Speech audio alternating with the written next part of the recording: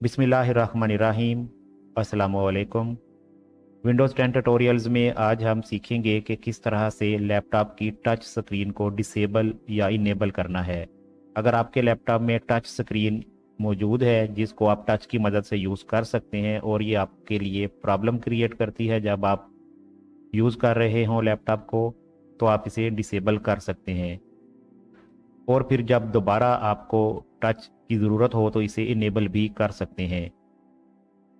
तो आइए अब शुरू करते हैं और सीखते हैं कि किस तरह से इसे डिसेबल और इनेबल करना है। सबसे पहले आपने डिवाइस मैनेजर ओपन करना है। विंडोज़ एक्स और एम प्रेस करेंगे। Windows X context M.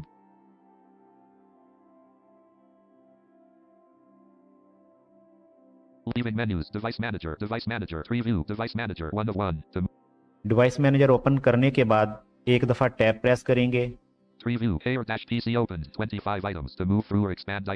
Focus tree view में हो जाएगा। यहाँ से आपने वन टाइम एच प्रेस करना है ह्यूमन इंटरफेस डिवाइसेस पर जाने के लिए। H level 1. Human interface devices closed. 9 of 25. अगर ये क्लोज मिले तो राइट एरो से ओपन कर लेना है और अगर पहले से ही ओपन हो तो डाउन एरो से आपने टच स्क्रीन वाली ऑप्शन पे चले जाना है। Human interface devices opened. 24. Level 2. G. Hit dash compliant consumer control. Hit dash compliant consumer control device. Hit dash compliant consumer control device. Hit dash compliant device. Hit dash compliant system controller. Hit dash compliant touch screen. Touch screen वाली option पर आ गए। अब इस पे enter कर देंगे ताकि इसकी प्रॉपर्टीज ओपन हो जाएं। Enter. Hit dash compliant touch screen properties dialog. General page. Hit dash compliant touch screen. Device status read only edit. Use your reading keys to read the. Properties open हो गई। यहाँ पर पहले focus device status पर होगा। इस वक्त इसका स्टेटस चेक करते हैं एरो कीज के साथ। This device is working properly. This device is working properly. इसका मतलब है कि अभी ये डिवाइस वर्क कर रही है। वन टाइम कंट्रोल टैब करेंगे। Driver page. Hit dash compliant touch screen. Driver details button. यहाँ से अब टैब करते हुए डिसेबल डिवाइस पर जाएंगे या फिर ऑल्ट डी भी प्रेस कर सकते हैं। ऑल्ट डी करते हैं। Alt D. Hit dash compliant touch screen dialog. Disabling this device will cause it to stop functioning. Do you really want to disable it? No.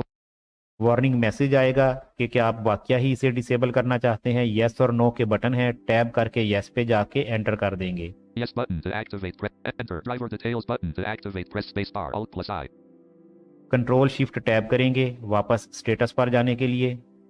General page. Hit dash compliant touch. This device is disabled. Left parent code. अब देखें status में show हो गया this device is disabled.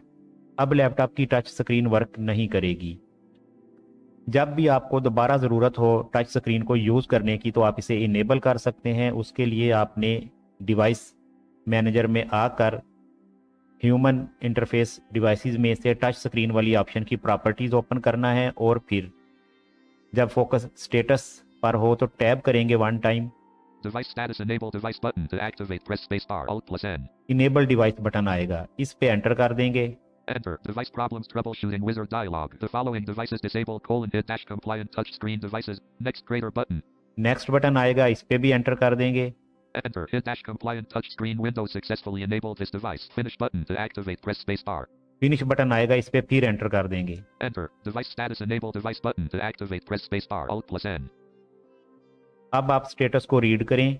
This device is working properly. Device status read only edit. Use your reading key. अब देखें device status में this device is working properly आ गया। आप पैरों से डिवाइस स्टेटस को रीड किया है। इस तरह से आप टच स्क्रीन जो आपके लिए प्रॉब्लम क्रिएट करती है उसको डिसेबल या ज़रूरत पड़ने पर इनेबल कर सकते हैं। उम्मीद करते हैं आपको अच्छी तरह से समझ आ गई होगी। मज़ीद रहनुमाई दरकार हो तो रब्ता कर सकते हैं।